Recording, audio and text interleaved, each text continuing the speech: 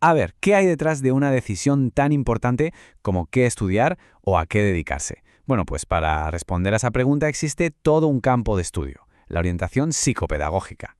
Y lo que vamos a hacer hoy es precisamente un viaje a través de su historia para descubrir cómo nació y cómo fue evolucionando esta idea de guiar a las personas en sus caminos, tanto educativos como profesionales. Para este análisis nos vamos a basar en un libro fundamental, Orígenes y desarrollo de la orientación psicopedagógica, de Rafael Vizquerra. Es una obra de referencia, así que todo lo que vamos a ver parte de esta base académica, sólida y muy rigurosa. Bien, ¿y cuál va a ser nuestro itinerario? Pues es muy claro. Empezaremos viendo las primeras ideas, incluso antes de que existiera el concepto. Luego, el nacimiento formal de lo que se llamó counseling. Veremos cómo se expandió por todo el mundo y para terminar, echaremos un vistazo a los retos que tiene por delante. Pues vamos allá. Empezamos por el principio de todo, mucho antes de que existieran los orientadores como los conocemos hoy, porque la idea de guiar a las personas en realidad no es nada nueva. Esta es la gran pregunta, ¿no? Si no había un sistema, ¿cómo se tomaban esas decisiones vitales? Pues la respuesta no estaba en una técnica concreta, sino en la filosofía y en la educación que se fue desarrollando a lo largo de los siglos. Es que esto no lo inventó nadie de la noche a la mañana. Como señala la fuente, el concepto fue cogiendo forma poco a poco, a través de formulaciones e intuiciones de grandes pensadores que le daban vueltas al propósito de la vida y al papel que la educación debía jugar en ella. Si miramos atrás, vemos que en la antigua Grecia, filósofos como Platón ya conectaban la educación con el propósito de cada persona. Luego, en el Renacimiento, el humanismo puso el foco en el individuo, y ya en el siglo XIX, con todas las reformas sociales y pedagógicas, se sentaron las bases definitivas. Aún no se llamaba orientación, pero vamos, la semilla ya estaba más que plantada. Y con todo ese caldo de cultivo, llegamos a principios del siglo XX. Un momento de cambio brutal en el que esa idea por fin se convierte en una práctica real y concreta, sobre todo en Estados Unidos. Y es que, como suele pasar, la necesidad fue lo que lo impulsó todo. Pensemos en la revolución industrial. Las ciudades crecían sin parar, el mundo del trabajo era cada vez más complejo, había un auténtico caos. El reto estaba clarísimo. Había que encontrar una manera de ayudar a los jóvenes, muchos de ellos inmigrantes o recién llegados a la gran ciudad, a moverse en ese laberinto laboral.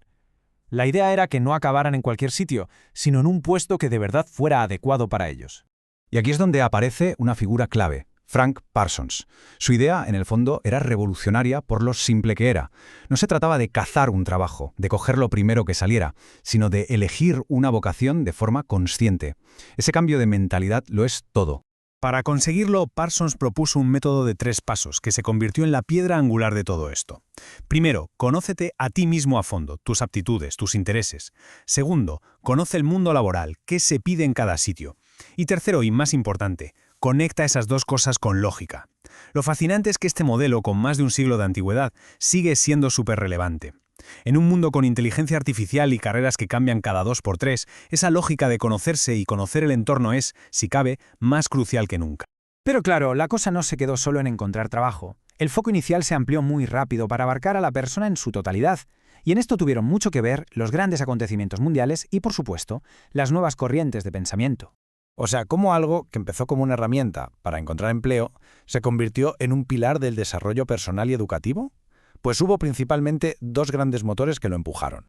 La expansión se debió a 2 fuerzas. Por un lado, factores pedagógicos. La sociedad pedía a gritos una educación más personalizada.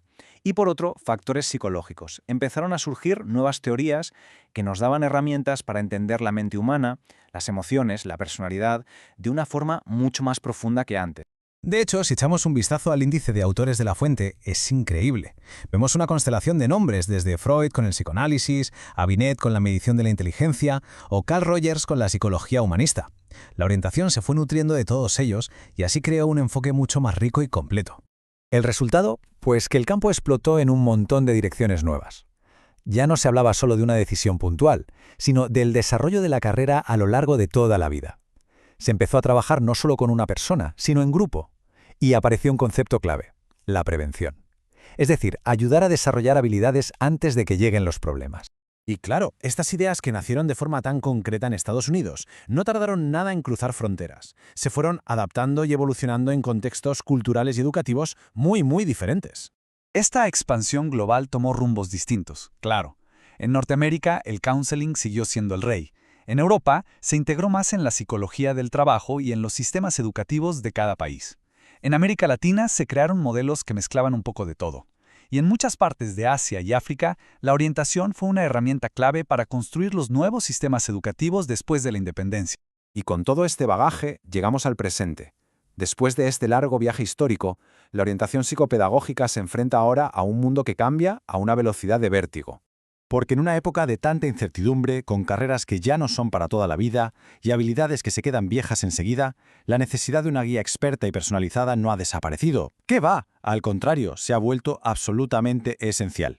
Y nuestro recorrido termina con esta pregunta que es la que nos lanza hacia el futuro. El reto ya no es solo elegir una carrera, es aprender a navegar la incertidumbre, a estar siempre aprendiendo y a construir un proyecto de vida con sentido en un mundo que no para de cambiar. Y ahí, justo ahí, es donde reside el gran desafío y la enorme importancia de la orientación en el siglo XXI.